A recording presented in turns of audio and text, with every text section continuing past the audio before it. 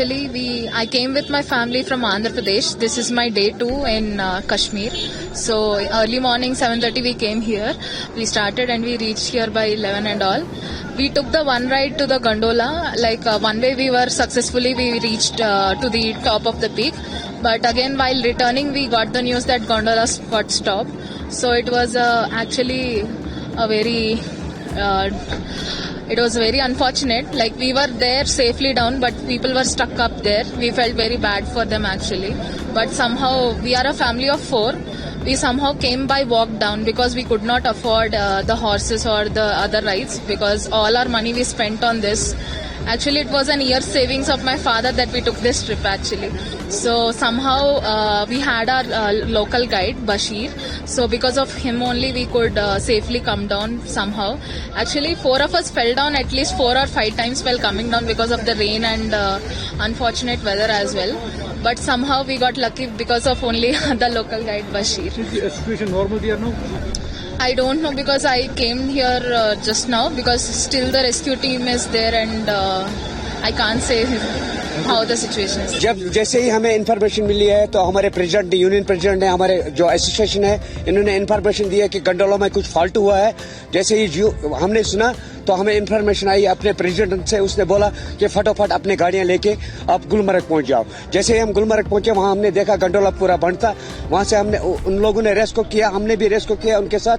पूरा मिलके हमने अपनी गाड़ियां लगाई. अब हमने टूरिस्ट को गुलमर्ग ड्रॉप कर दिया. वहां से लेकर गंडोला से उतारा उनको, वहां से लेकर हमने गुलमर्ग तक ड्रॉप किया उनको. सब टूरिस्ट हमने धीरे धीरे लाया अपने गाड़ियों पे. तो हम कम से कम जो टंगमर्ग से लेकर गुलमर्ग तक जो ये चल रहा है एसोसिएशन, जो ईटीए चल रही है, हमारी यहाँ से जो गाड़ियां गई है उन्होंने भी रेस्क्यू किया है. वहां से जो वहाँ की गाड़ियां थे उन्होंने भी रेस्क्यू किया. जो वहाँ के लोकल्स लोग थे, चाहे टूरिस्ट गाइड था, कोई घोड़ा वाला था, कोई हेल्पर था, सब ने रेस्क्यू किया है. हम सब ने उनको बेनिफिट दिया है. हमने उनके साथ कोऑपरेट किया है. हमने उनको लाया है.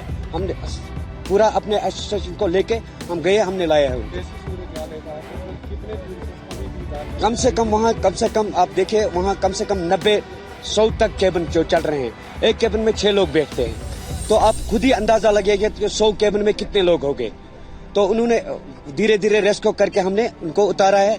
जो वहाँ रेस्क्यू टीम थी, चाहे गवर्नमेंट के थे, हम सिविल थे, हम सब ने रेस्क्यू करके उनको लाया है सर. जी सर, हाँ बिल्कुल सेफ है. जब तक हमें कोई तो ये इन्फॉर्मेशन नहीं है.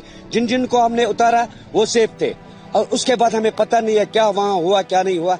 लेकिन जो हम लोगों ने उतारे हैं वो सेफ है सर.